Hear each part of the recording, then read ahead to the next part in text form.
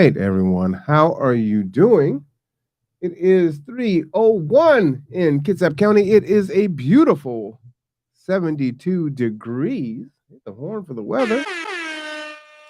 It is a beautiful day, for sure. So glad that you can join us today. This is the second Wednesday of the month, and as such, this is our whoops. All right, just want to make sure we're looking good there. This is our deep dive. So we're going to get into our deep dive conversation for the day. Let me make sure that we got folks coming on in here, and then we're going to go ahead and get started. All right. So, hope that you are, as always, being productive, getting things done, making change, as always. All right, we're going to go ahead and paste that link for our Facebook folks so they can come on over to YouTube. Should they want to join us from over on the Facebook side, got quite a few people that really enjoy Facebook. So we're trying to get them over there to YouTube.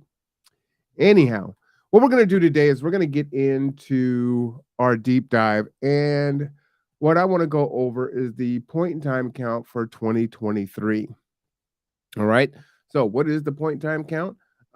One day a year, the county goes out and works with a bunch of volunteers and others to try to get as accurate a count of the unhoused population as possible. And so we're going to go over those statistics here and kind of show you what's been going on. We'll do a comparison between this year and previous years and just see what we can extrapolate from that.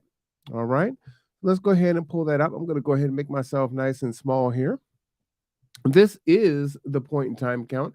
And I'm going to go ahead and put this in the chat should you want the link there. That is the link to the point in time count that you can get on the county's website. And as you can see, I'm just going to go ahead and just read this information for some of you that may have not seen this. But again, this is accessible to you. You should know about this. Be informed in regards to what the city, what the county is doing in regards to the homeless population and what's being done, right, to eradicate this. The point in time count is an annual survey that gathers information about people experiencing homelessness during a 24-hour period at the end of January. The survey provides critical information regarding the scope and nature of homelessness in our community and can impact funding for homeless housing and services. Okay. That's one of the reasons why this is so very important, right? As this point in time count is that data is collected, that is sent up, right? And then funding comes into the county and comes into the cities based on, the numbers that exist. So it is definitely important. Because participating in the survey is voluntary and relies on volunteers finding people experiencing homelessness, it is considered to be an undercount of the actual number of people experiencing homelessness. So you may look at these numbers and say, hey, you know what? I'm looking at this and I think there's way more people experiencing homelessness than what these numbers represent. And you would absolutely be right. Participants are surveyed in a number of locations throughout the county, including the Project Connect resource fairs, which took place over 3 days, January 23rd, 24th, and 25th of this year. And food banks, meal sites, encampments, and in the streets. All right. So let's go ahead and take a look at this first graph here on the left. Increasing numbers of unsheltered individuals. In 2023, count of 245 unsheltered individuals indicate a 34% increase from 2022 and a 23% increase from the prior highest count of 199 in 2020. Note that additional shelter beds were in operation during 2021-23, and that was due to the pandemic. The unsheltered count was not performed in 2021 due to the COVID-19 pandemic. So here you can see here in this chart. And for now, let me go ahead and just zoom in here. Go ahead and really zoom in. Make this our focal point. So as you can see, our graph is our x-axis is years, and our y-axis is number of unhoused up to 600. And you can see we have our total counts at 604 for 2023. And in 2022, it was 563. Again, this is a count based on one day, right? 324 back in 2021. That's quite the increase. Okay, quite the increase. Now, if we look at our transitional housing, 102 were in transitional housing in 2023. The year prior was 136, and in 2021, 123. And in previous years, I'm looking forward to talking with KCR and the Birmingham Housing Authority and some others to see what they think about these numbers, right? Because if you look, we're looking at 2014, 1, 2, 3, 4, 5, 6, 7, 8, 9, 10 years, right? 102 marks the lowest amount of folks in transitional housing. Okay. Now, uh, the converse of that is true. There were 257 people that were in emergency shelters in 2023, 244 in 2022, and 201 in 2021. Okay. And that is up by a massive amount from 2024, right? Almost what? 4 times that amount, right? 4 times 60, about 240. So about 4 times that amount in an emergency shelter. And some of that may be attributed to COVID, right? But if you're looking at 2020, which is, they do that count in January, you had an increase. It's been increasing pretty much every year except for 2017 to 2018. It actually went down. And then from 2018 to 2019, it went up by 5 from 153 to 158. You'll see there, right? That's pretty interesting. And then, you had a steady increase. And then all of a sudden, you had this explosion in 2021 through 2023. And here we are, 257 for this year. All right. So unsheltered. So the total unhoused on the street, right? 245. Last year was 183. And in the very beginning of the pandemic, they did not do a point in time count. So we don't know what those numbers were. Now, here's what's interesting 2020, the year before, was at 199. Okay. And in 2022 was 183. And I think this kind of supports what they were saying, right? Due to the pandemic, there were more emergency shelters open. And also, again, it's a point in time count. So it is just that day.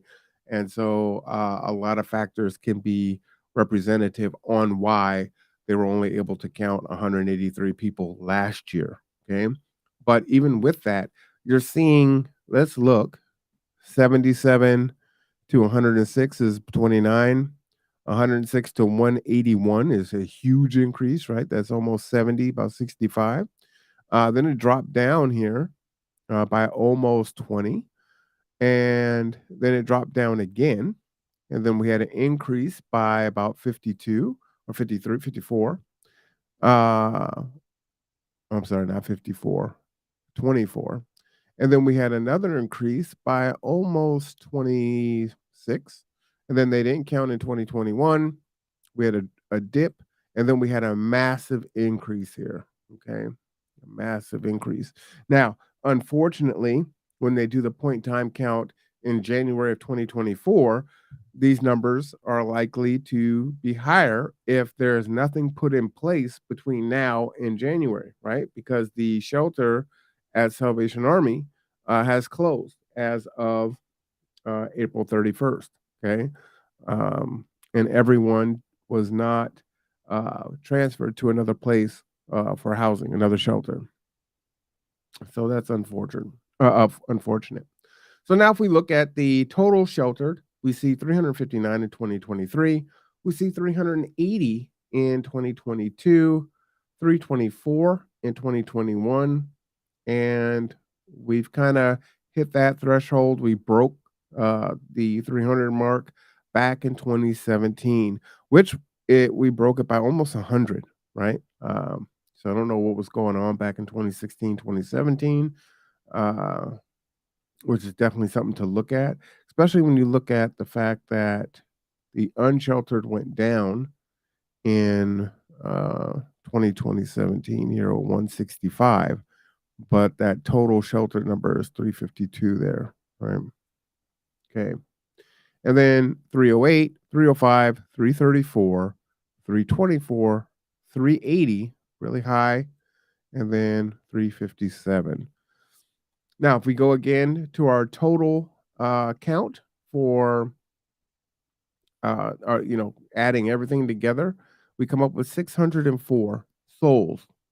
Okay, up by about 39 folks from 2022, up almost 200 from 2021. Because again, the unsheltered, uh, those outside, were not counted in 2021, and up about 30 from 2020 to 2022.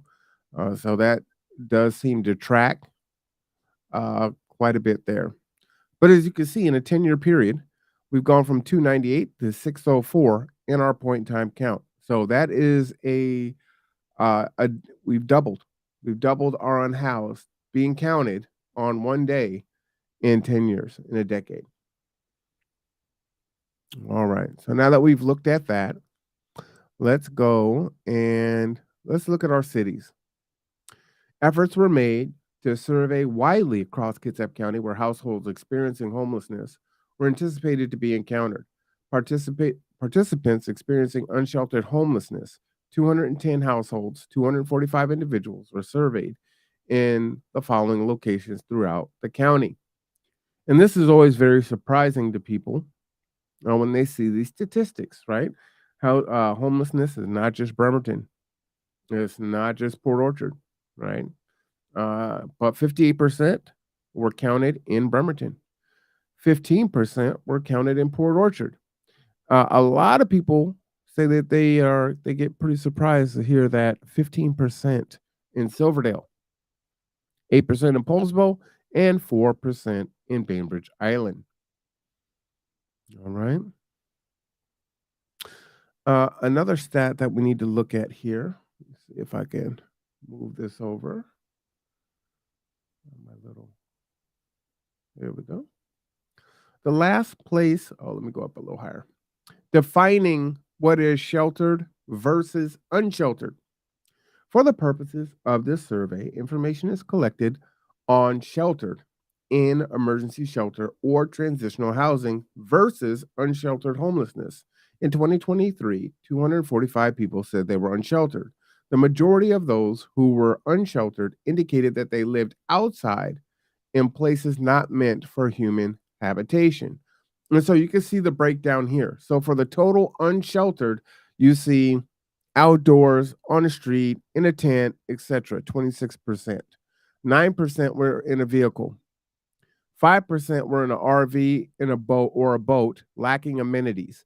That could be water, electricity, you know, I would assume maybe internet, but definitely those are typically those amenities, right?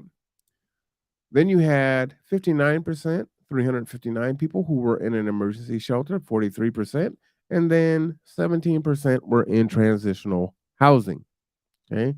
So that is kind of the how you understand how these the color coding goes, right? That light blue, total unsheltered, the dark blue are the sheltered there. Okay. And the different demographics there. All right. So now let's go down. The last place of residence. So this often causes thought, and there's some mythology that can be centered around here too. Surveys also collected information about the last city of permanent residence, and 27% of unsheltered households provided this data.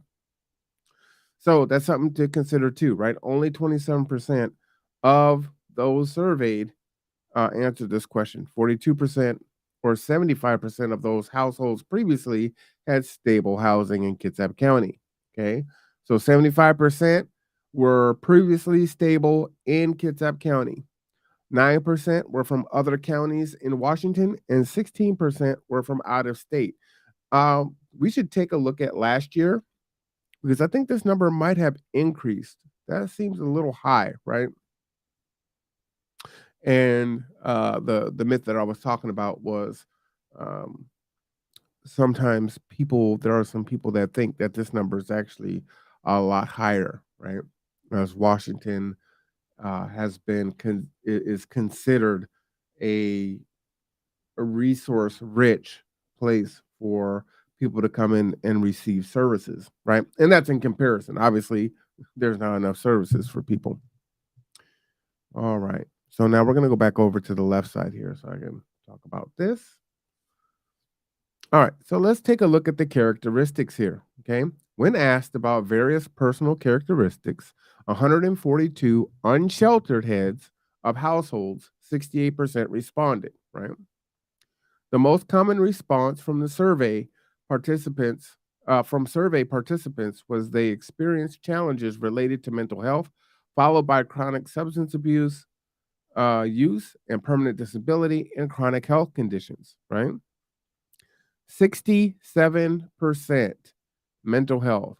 Me just I should do a reveal. Right, 67% mental health.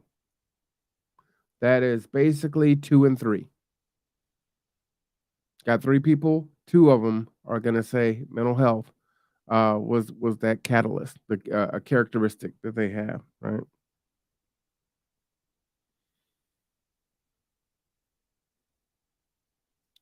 Alright. Now, the next one, chronic substance use. This could be drugs, alcohol. So, we're not even talking about half here. So, mental health, 2 out of 3. Chronic substance use, 1 out of 2, almost. And I think this surprises a lot of people also, right? A lot of people think this is a lot higher, that a lot of people who are experiencing homelessness are addicted to drugs or alcohol. And that is not accurate. However, what is unfortunate is what is unfortunate is um, when people experiencing homelessness for a period of time can find themselves in this scenario, right? All right. Permanent physical disability. So this is 35%, basically 1 in 3. Okay. So 1 in 3 have a permanent physical disability. Obviously, how can this present? Can't work. If I can't work, I can't pay my rent, right? And so that causes some serious challenges, especially with our unaffordable housing issues here. Chronic health conditions, 23%. So almost 1 in 4 have chronic health conditions. Now, you can have permanent physical disability and you can have chronic health issues. Your chronic health issues can also contribute, or you may also have mental health issues. And clearly, substance use is going to create chronic health issues. So, even though we see that these numbers don't add to 100, they're not going to. People are able to indicate that, look, I have mental health issues, I have a physical disability, I have chronic health issues, right? Now, I will tell you that I have 2 of these, right? I have a permanent physical disability and I have some chronic health conditions. Domestic violence, 11%. I think, quite a few people may think that this number is actually higher, but only 11% responded, indicating that DV was one of the characteristics of homelessness. And developmental disabilities, 8%. And so that is the makeup there. Okay. Now let's go over to the causes of homelessness. Oops. Gotta get on this screen here. Where's my mouse at? So what are you thinking about these numbers as you see those? Is it surprising to you? Is this kind of what you thought? Okay. So the cause of homelessness. When asked about the specific cause or causes of homelessness, 113 people or unsheltered households responded, which is about 54%, a little more than half responded. The most common response was health issues, including mental health, economic issues, loss of job or unable to work, and housing issues, eviction of loss of housing. Okay. So as we can see here, I'll put myself on the side there. So I'm out the way. Move, get out the way. All right. So, what caused their homelessness? So, this is how a little bit more than half of the respondents responded, right? It wasn't addiction, it wasn't drugs or alcohol, it was mental health and or health issues. 46%. 46%. I told you a story how I was having a conversation with my surgeon, and he was inquiring what because he knows what I do, and he was inquiring, do you think, and does the data show that people are homeless due, primarily to addiction? I'm like, no, absolutely not. And so if you don't know, you don't know, right? And so you may be operating based on what you hear in social media, um, maybe what you've been taught, whatever your domestication is or your experience with homelessness, that may be, your worldview on that. But when we look at it, that's not the top at all, right? It's mental health and health issues. Number two, job loss or unable to work. The pandemic, if we look at the numbers increasing, right? If we look at why people have lost a job uh, for different reasons, outsourcing of work, um, more people, it's more competitive. What I'm concerned about, and I've been talking about quite a bit lately, is AI and how a lot of entry level jobs and some that aren't entry level are being replaced by AI. And if you have not used it, I encourage you to take a look at it because you need to be informed. I was talking to a cybersecurity uh, personnel for a contractor for the military, and what he was saying is his recommendation was you need to know what it is. You should be, somewhat versed in it to try to inoculate yourself against, the coming technology and what it's going to look like in I would say probably quicker than 5 years, but, 18 months, 2 years, 5 years, 10 years, right? Your children, or if you're planning on having children, how is that going to impact them? How is that gonna impact you into retirement? When we think about the jobs that AI can do, we think about chatbots, we think about customer service, and so we're seeing these things more and more. They're able to write blog posts. They're able to write movie scripts. Hollywood's on strike right now. The Writers Guild is on strike. So, Chat GPT and all these other AI models can write scripts, they can create games, they can build apps, they can code, right? Basic coding can cause issues with job prospects and outlook, right? And so I believe that this number is very likely to increase here in the very near future. And so I would work with professionals and research and stay informed on what type of careers can you do that are going to inoculate you from not having a job or not being gainfully employed, not having a family wage that can keep you and your family housed and thriving, right? Not surviving, but being resilient. I think that's going to be critically important going forward. And I may do um, some podcast on that just to kind of talk about that to keep people in the loop. Eviction and loss of housing, 28%.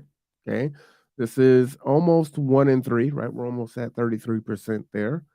Um, what I will say about this is, of course, the moratorium on eviction has pretty much just kind of ended, right? And now we're seeing across the country that uh, local governments are saying, hey, okay, COVID is not, we're not in a pandemic anymore. We don't need to have these emergency procedures in place. So now people can be evicted.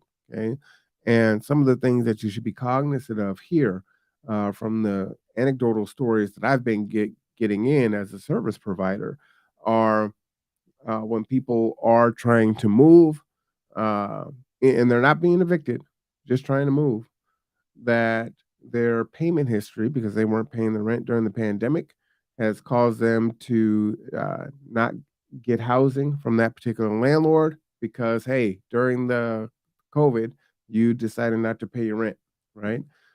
These things can be a hit on your rental history, on your credit score, the relationship with your landlord.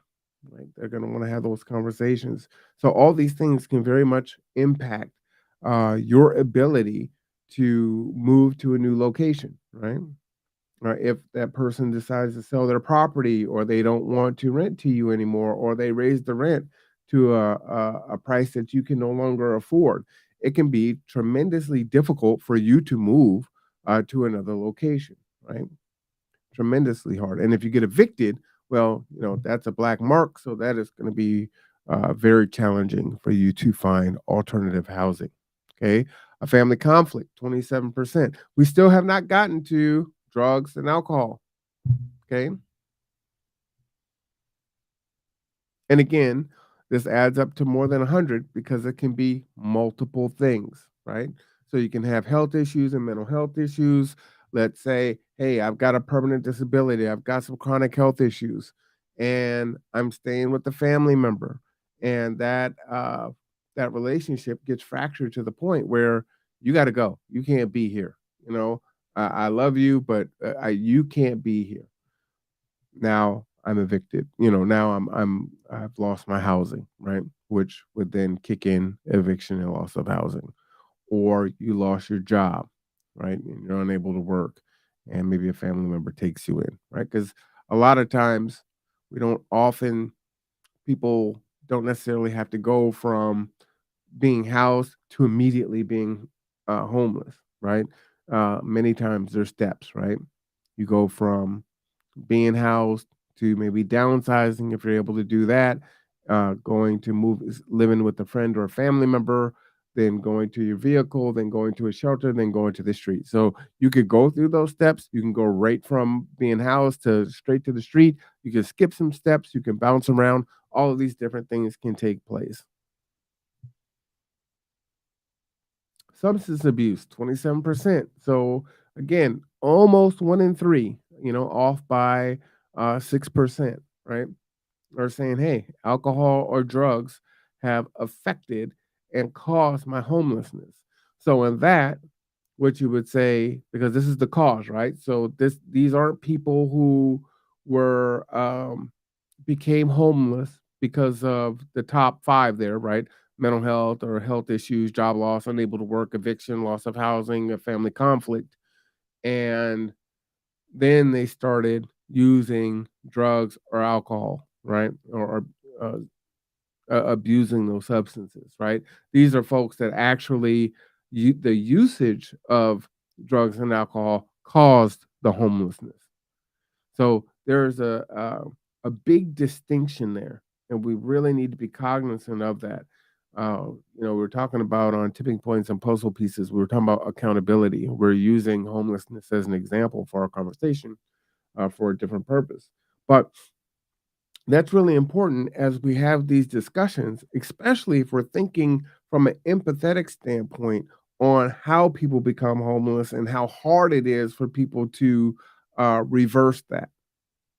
So 27% report, hey, My cause of homelessness was because of my alcohol and drug use. Doesn't matter how that was, right? It could be, hey, I went to the doctor, had a procedure, I got, pain medication, and that's what it was, right? That would be the most generous example of that. Another one is, hey, I've been, abusing alcohol for a very long time, and it finally caught up to me. It could be, I've been using marijuana and it escalated into harder drugs. It could just be marijuana, right? I was using marijuana. I lost my job because my job required me not to be using marijuana, and couldn't find another job that paid the same amount. And by the time I didn't get a chance to recover. Right, I went right into homelessness. That caused it. So, uh, just an important note that marijuana, while can be helpful for people medicinally, also can have some very negative consequences. Also, discharge from systems. So you could be discharged from jail. I assume this may be that you're discharged from maybe a hospital, long-term stay, mental health facility, anything like that. Could be a cause for that also. So 12%.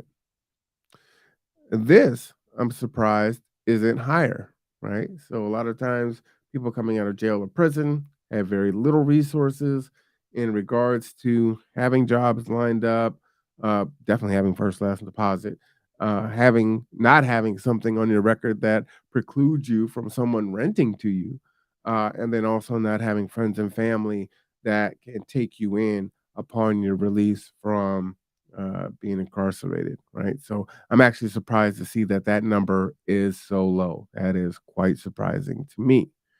All right.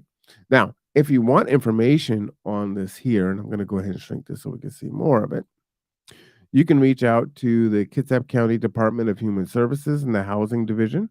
They're there at 345 6th Street, Suite 400 in Bremerton, Washington. And Corey, oh man, I'm going to butcher Corey's last name. Sorry, Corey. Uh, and Corey's awesome, by the way.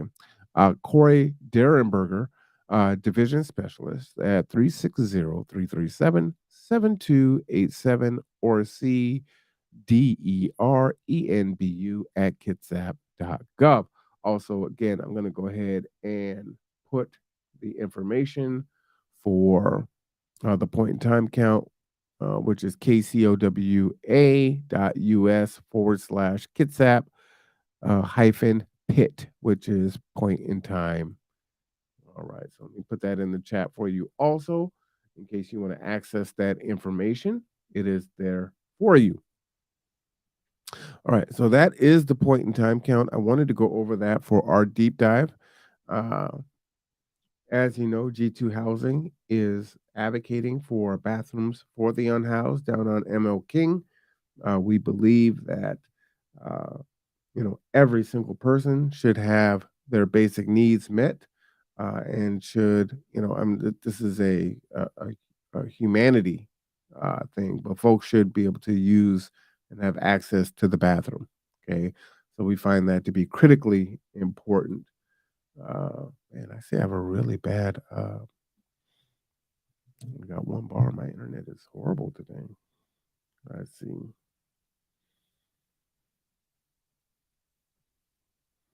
All right. Good news there. Let me just check that. I just want to make sure we're okay, everyone. Sorry for that delay, but I'm seeing that I'm not looking too hot there.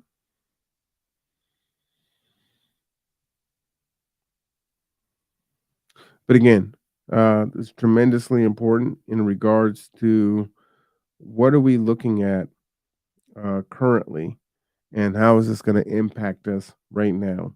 We know this weekend our weather is going to hit about 85 degrees, and we are not even in June yet.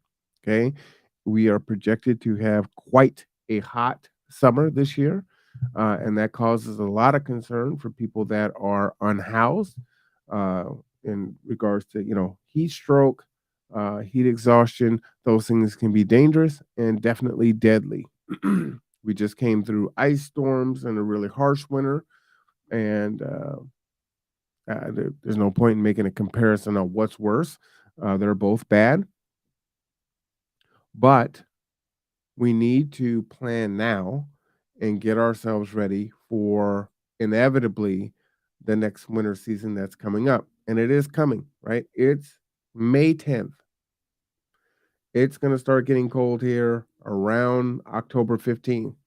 Um, is when we start to see those temperatures dip. By Halloween, it's definitely chilly, and then we're going into our fall and into our winter, right? So if it's May, it's the fifth month. November 1st is only 6 months away. We don't have a lot of time to plan. We know that Salvation Army has closed their severe shelter. We know that the Port Orchard shelter is not open yet. They're still waiting on their permits. We're still waiting. Last I checked, uh, their rejuvenation center for the Foundation for Poverty and Homeless Management. They're waiting on their permits. Um, and so we have some huge gaps in housing our own house, and we see that our numbers are steadily increasing. We see what's happening across the Pacific Northwest, in Seattle and King County, in Pierce County. We see what's happening in our sister city, in Oregon, in Portland. We see how bad it's gotten, where they're closing Walmarts and Walgreens and things of that nature due to looting and whatnot. Some of it is, opportunists. Some of it is basic survival. Either way, these things are increasing, they're not decreasing. And so we have to, prepare and, uh, be proactive. We cannot afford um, to, be lackadaisical and not address this situation head on. We also cannot stay in a position of putting a band-aid on these things and temporary fixes. We really need to have some political, social will, social contracts. If you watched Tipping Points and Puzzle Pieces, on saying, hey, the citizens, the people that live within the borders of the United States need to be housed. Unless they absolutely want to be unhoused, then that's a choice. But that's the minority. That is not the majority. And so that is something that we have to do. And I think our mindset on this needs to be, uh, hey, maybe you don't want your taxes to go toward that. You want to talk about accountability, and folks bringing these things onto themselves, whether or not that's true. We can look at the statistics on that and see that that probably doesn't ring true. But even if it did, right? You are going to pay one way or another. So you can either pay through just throwing, you know, tens and hundreds of millions of dollars toward homelessness and band-aids and temporary fixes that really don't solve the problem, but try to just address the worst parts of it. Or we could say, hey, look, we're really going to address this head on, and we're going to create some systems that are in place that are really going to reduce, if not eliminate, homelessness altogether, right? And what that looks like, it could be a lot of different things that you will hear me talk about over the next few months. Uh, but those are the things that I believe that we are going to have to do if we're going to change the situation. And you can see when we look at the rest of the country, we can become that country or the rest of the country. We could become those cities, those counties, if we are not uh, diligent, if we're not, uh, leaders in trying to solve this problem. And so we can look at best practices, or we can say, you know what, as a city, as a county, we're going to lead in abolishing homelessness, and we're going to address this thing head on. We're going to provide these resources that are needed, uh, and that's how we're going to go about it, right? You can see that there's a new levy that the fire department and the police department are trying to push through because they are underfunded, and a lot of that is the increase of calls, right, to address folks that are in crisis due to homelessness. And so we need to do something. We can do something, And so the question is again, do we have the political will? Do we have the social will to do something there? Point in time count. It's at 2022. Let's see if we can pull up the 2022 point in time count. And don't know where that is. Publication in archives. Oh, it's right there. Same place. Okay. So what I want to do is pull up 2022 and let's compare. Let me see if I can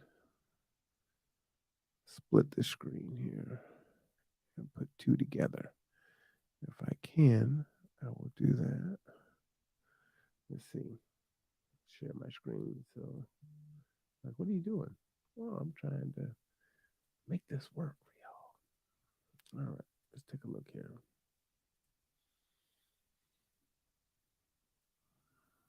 So this is 2022. And we're going to shrink this up a bit. Okay, then we're going to go and look at 2023. Okay, let's go ahead and pull that up. And the slides is a PowerPoint.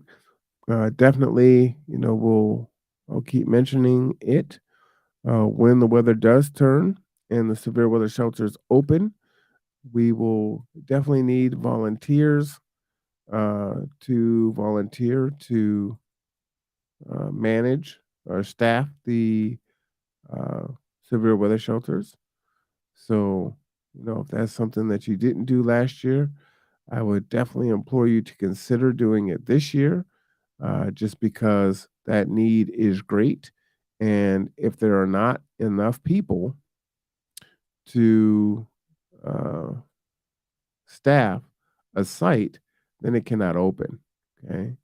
So this is a really good time to get to recruiting and getting folks uh, invested in supporting in that capacity so that when the wintertime comes, we are ready to go. All right. So, what I wanted to do is just kind of compare some of these statistics from last year to this year. Okay.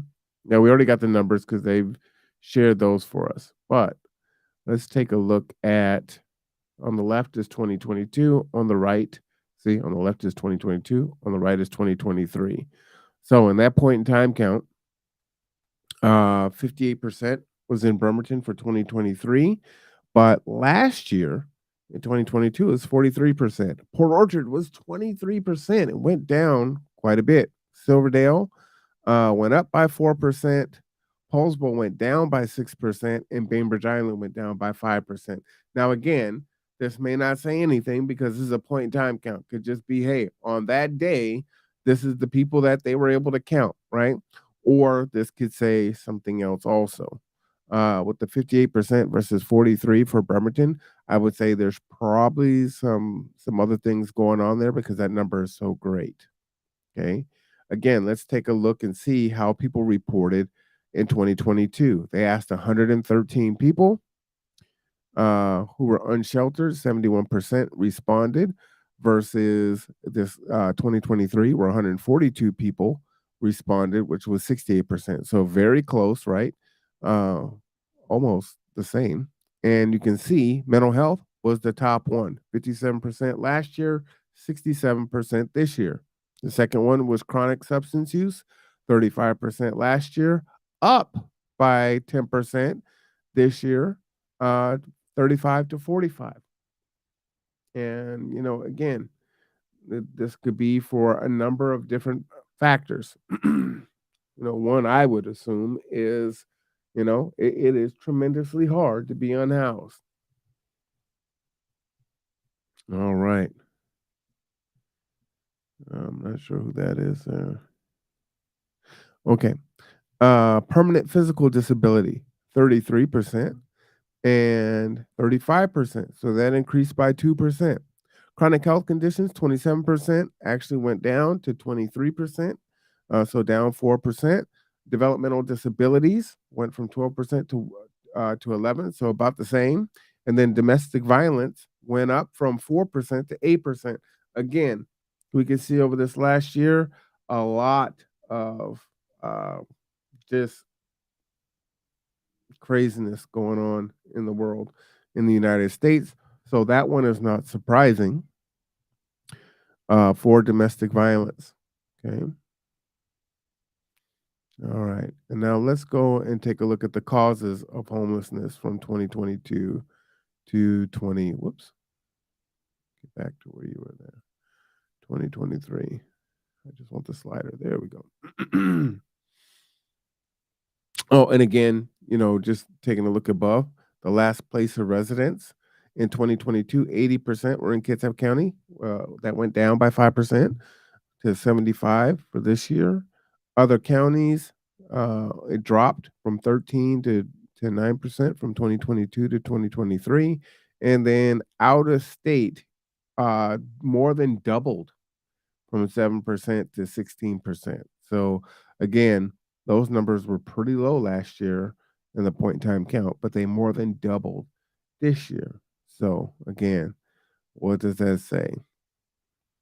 All right, here again, the causes of homelessness in 2022. They spoke to 106 unsheltered households, which was about 66% of the respondents. And in 2023, 113 unsheltered households, which was about half, 54%. So almost the same amount of people, right? And what did they indicate here? Well, they indicated that health issues and mental health were again the top. So 67% in 2022, and that dropped quite a bit by more than 20 points in 2023, right? So 46% of respondents in 2023 said, hey, health issues, mental health issues was the biggest catalyst there. Okay. Job loss was second, or unstable or unable to work, 58% last year in 2022, and that dropped quite a bit to 43% in 2023. Now, what's interesting about that is the moratoriums were still going during that time, right? So we're looking at, well, were people evicted because they lost their job and they were unable to work?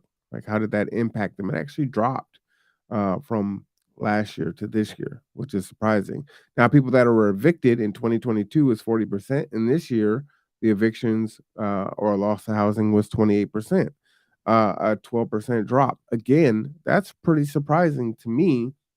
uh, the eviction moratorium was on, but that ended over the course of the last year. And so the fact that people were a decreased percentage said, hey, only 28% lost their home to or became homeless due to eviction or loss of housing is pretty interesting.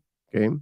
Family conflict, again, 37%, uh, 35% in 2022 and 27% in 2023, another decrease there. And then substance use was about the same, 25%, 27%, went up to 2 percentage points. So, I mean, not really significant there, which is quite interesting. And then discharge from systems, jail, prison, mental health institutions, whatever, right? Hospital, long hospital stays. I think all those things could be part of that. 15% in 2022 and 12% in 2023. So, what do these numbers say? Is there anything that drew your attention to this as an outlier, or wow, that really surprised me? I didn't think that was what was going on with our homeless issue here in Kitsap County. Um, are you surprised in this different cities? How much homelessness exists, and what can we do about it? What can we do about it? How do we get this number down? Right. Again, 604 total who were counted. Okay. Again, 245 that are unsheltered. And again, this is a point in time count. This is a snapshot on one day, right? So it is grossly undercounted. There's way more here in the county. But just on that one day, they captured that many. We have 257 people in an emergency shelter. We have 102 people in transitional housing. When you think about ACEs, adverse childhood experiences, children who are experiencing homelessness, either through transitional housing, emergency shelters, or pure homelessness, how does that impact their development? How does that impact what they take into their adulthood? So these are all things that we need to be cognizant of and consider. Okay. All right. Again, I hope that you found this helpful. You can get the point in time count information from the website on the screen here, kcowa.us/kitsap hyphen PIT point in time count. Whoops. All right.